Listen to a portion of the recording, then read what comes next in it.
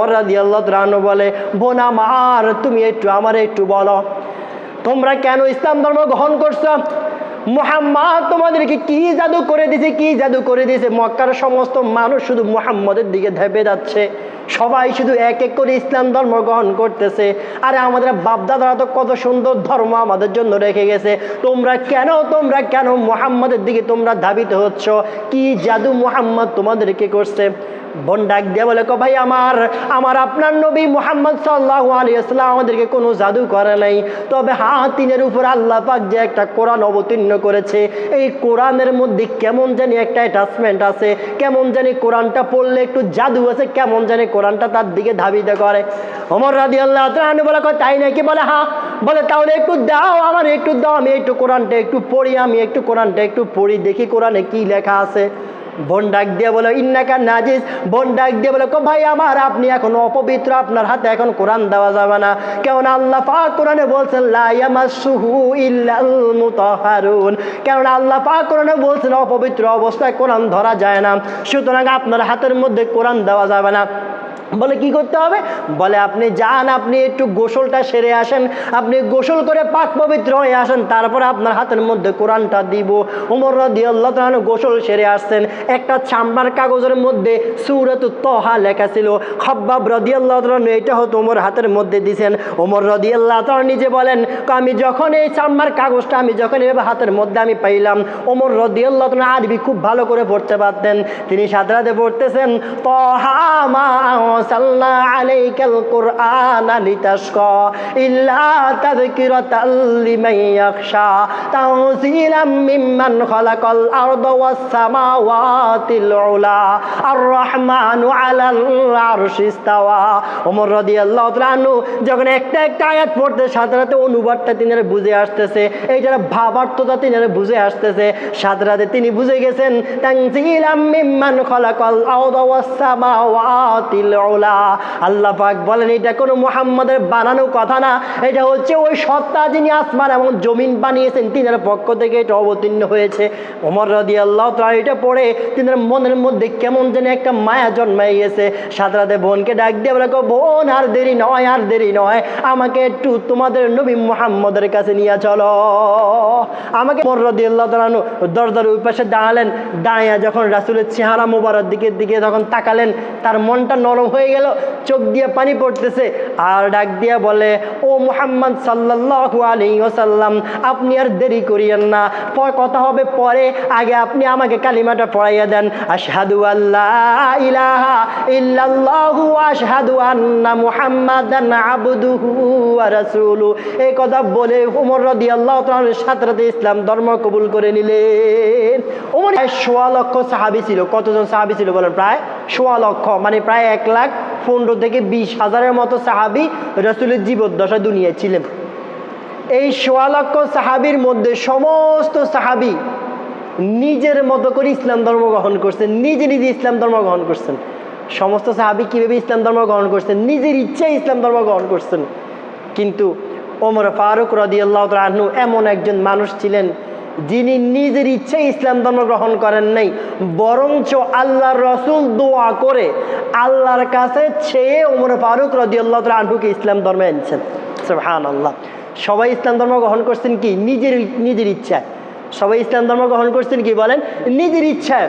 কিন্তু ওমর রাদিয়াল্লাহু তাআলা আনহু এমন একজন মানুষ ছিলেন যিনি নিজের ইচ্ছে ইসলাম ধর্ম গ্রহণ করেন নাই, বরঞ্চ রাসূল দোয়া করছেন এবং রাসূলের দোয়ার কারণে আল্লাহ কামুল হাকিমের নিজের ইচ্ছা ওমরকে ইসলামে আনছেন। এমন একজন মানুষ ছিলেন ওমর ফারুক রাদিয়াল্লাহু তাআলা আনহু। কেন আল্লাহ রাসূল ওনাকে চেয়ে আনছেন ইনশাআল্লাহ আলোচনা করলে আপনারা বুঝতে পারবেন। এমন একজন মানুষ ছিলেন যাকে অনুসরণ করা যায়, যাকে নেতা মানা যায়, যার প্রতিটা কাজ অনুসরণযোগ্য, তিনি ছিলেন ওমর ফারুক রাদিয়াল্লাহু তাআলা আনহু। আল্লাহ রাসূল একদিন ফজরের নামাজের আগে তাহাজ্জুদের সময় তাহাজ্জুদের নামাজ শেষ করে আল্লাহ রাসূল সাল্লাল্লাহু আলাইহি ওয়াসাল্লাম আল্লাহ পাকের কাছে দোয়া করেন। আল্লাহ রাসূল বলেন, আল্লাহুম্মা আইজ্জাল ইসলাম আল্লাহুম্মা আইজ্জাল ইসলাম বিহাব্বির রাজুলাইনি ইলাইক। আল্লাহ রাসূল একদিন আল্লাহ পাকের কাছে দোয়া করেন, মাওলায়ে পাক আপনি দুইজন মানুষ থেকে একজন মানুষকে আপনি ইসলামের ছায়াতলে আনেন।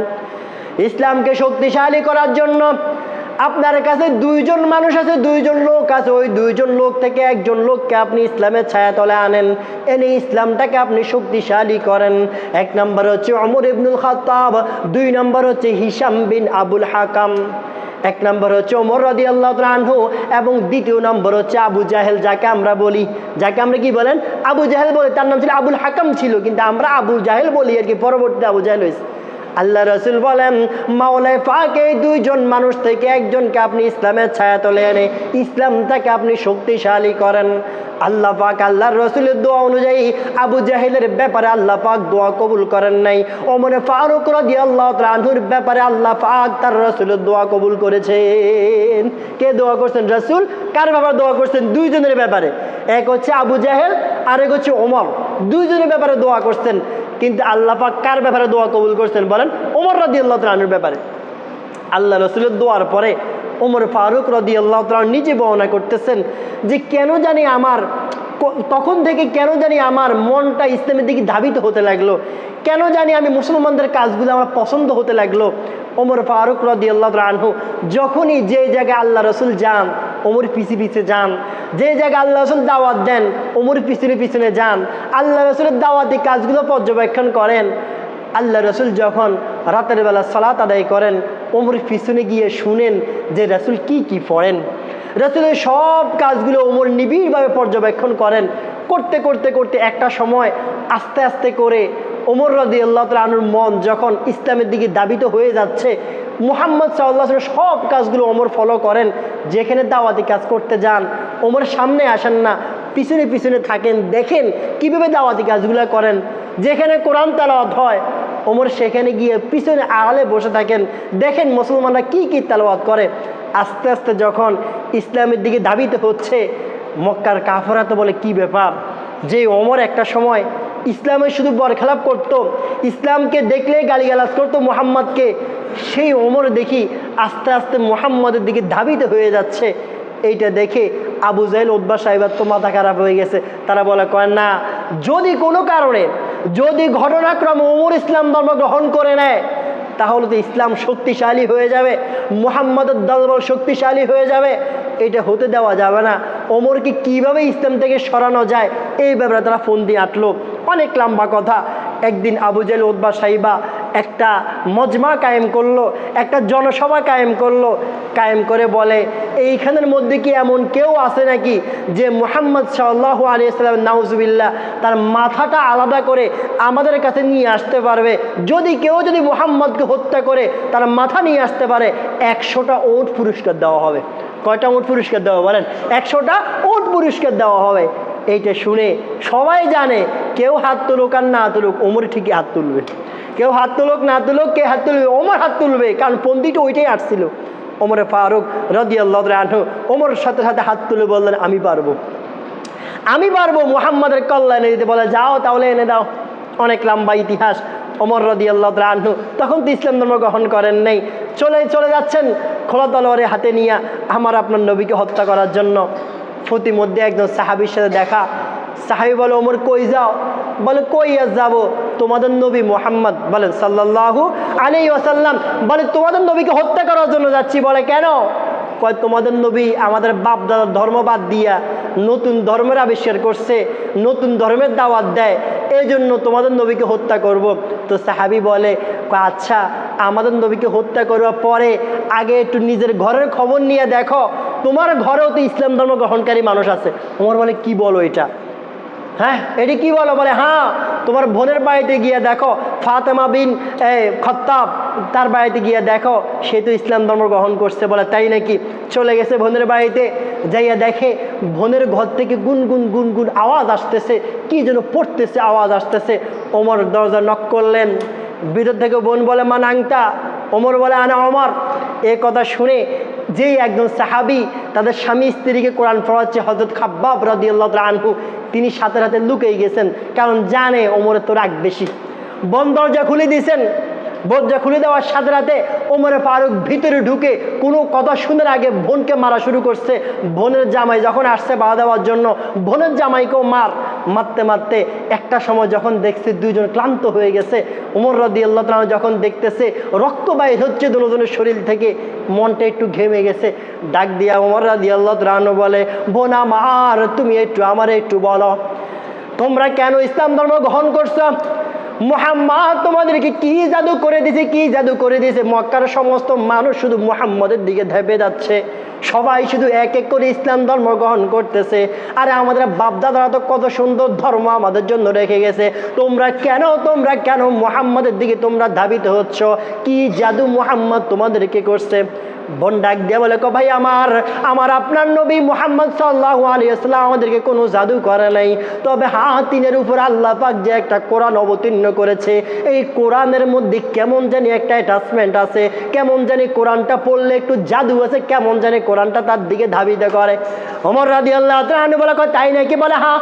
বলে তাহলে একটু দাও, আমার একটু দাও, আমি একটু কোরআনটা একটু পড়ি, কোরআনটা একটু পড়ি, দেখি কোরআনে কি লেখা আছে। বোন ডাক দিয়ে বলে, ইন্নাকা নাজিস। বোন ডাক দিয়ে বলে, ভাই আমার, আপনি এখন অপবিত্র, আপনার হাতে এখন কোরআন দেওয়া যাবে না।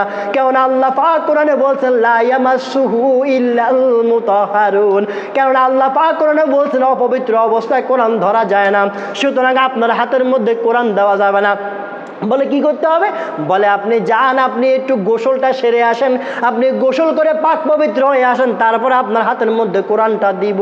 ওমর রাদিয়াল্লাহু তাআলা গোসল সেরে আসছেন, একটা চামড়ার কাগজের মধ্যে সূরাতুত তাহা লেখা ছিল। খাব্বাব রাদিয়াল্লাহু তাআলা এটা হতো ওমর হাতের মধ্যে দিয়েছেন। ওমর রাদিয়াল্লাহু তাআলা নিজে বলেন, আমি যখন এই চামড়ার কাগজটা এভাবে হাতের মধ্যে আমি পাইলাম, ওমর রাদিয়াল্লাহু তাআলা আরবি খুব ভালো করে পড়তে পারতেন। তিনি সাথে সাথে পড়তেছেন, তাহা মা সাল্লা আলাইকাল কুরআন লিতাশকা ইল্লা তাযকিরাতাল লিমান ইয়াখশা তানজিলাম মিম্মান খালাকাল আরদা ওয়াস সামাওয়াতিল উলা আর রহমানু আলাল আরশি ইস্তাওয়া। ওমর রাদিয়াল্লাহু তাআলা আনহু যখন একটা আয়াত পড়তে সাথে সাথে অনুবাদটা তিনি বুঝে আসতেছে, এইটার ভাবার্থটা তিনি বুঝে আসতেছে, সাথে সাথে তিনি বুঝে গেছেন তানজিলাম মিম্মান খালাকাল আরদা ওয়াস সামাওয়াতিল উলা। আল্লাহ পাক বলেন এটা কোনো মুহাম্মাদের বানানো কথা না, এটা হচ্ছে ওই সত্তা যিনি আসমান এবং জমিন বানিয়েছেন, তিনার পক্ষ থেকে এটা অবতীর্ণ হয়েছে। ওমর রাদিয়াল্লাহু তাআলা এটা পড়ে তিনার মনের মধ্যে কেমন যেন একটা মায়া জন্মাই গেছে।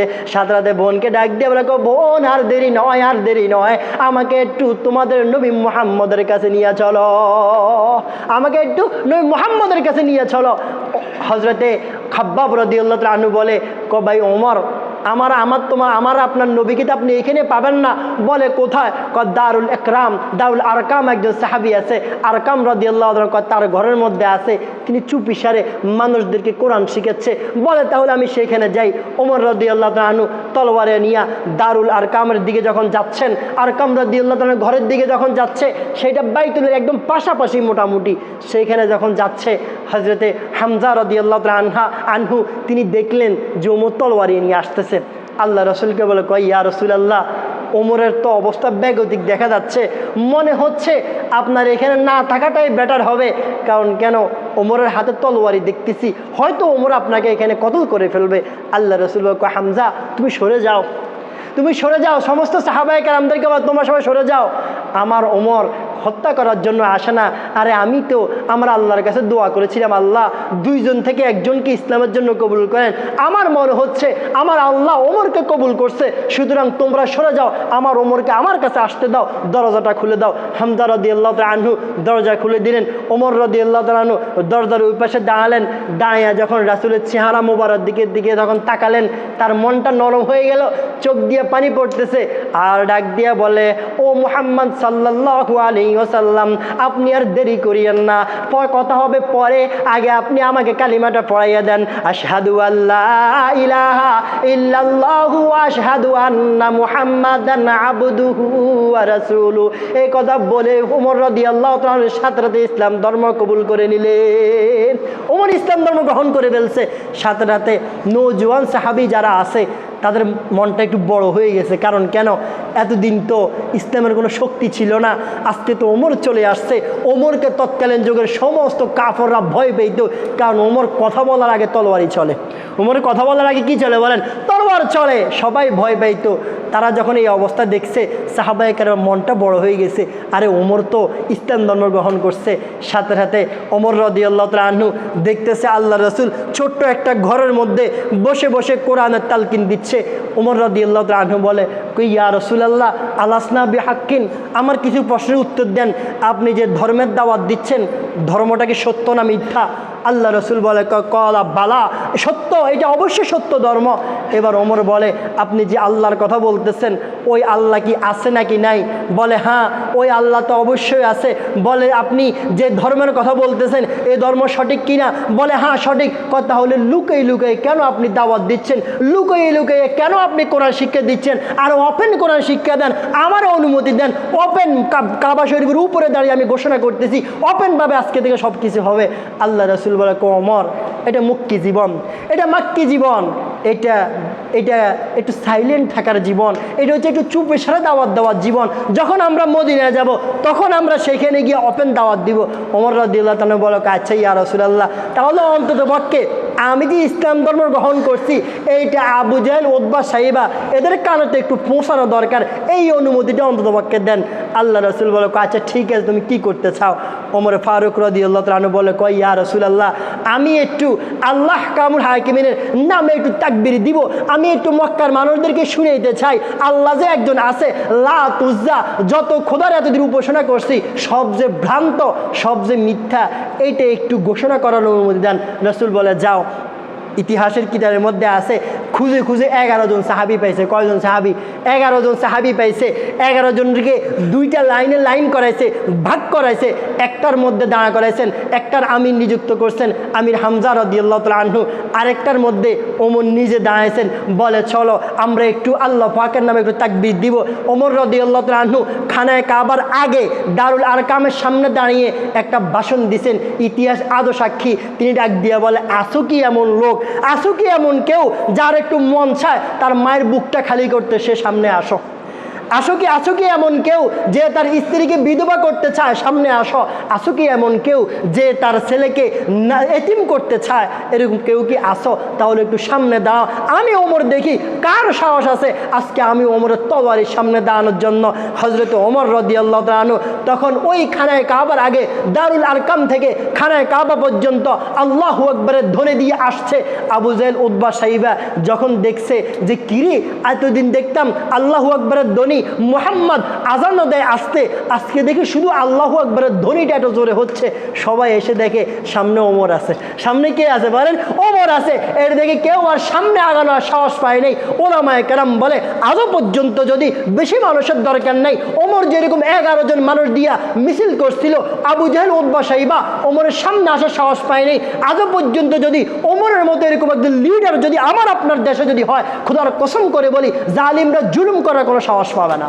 তবে এরকম একজন ওমরের দরকার আছে, এরকম একজন ওমরের আজও পর্যন্ত দরকার আছে যে আসলে নারায়ে তাকবীরের ধ্বনি দিয়া, লিল্লাহি তাকবীরের ধ্বনি দিয়া আজও পর্যন্ত মাঠটা ভূকম্পিত করে ফেলবে, জালিমদের ভয়ে সঞ্চার করে দিবে।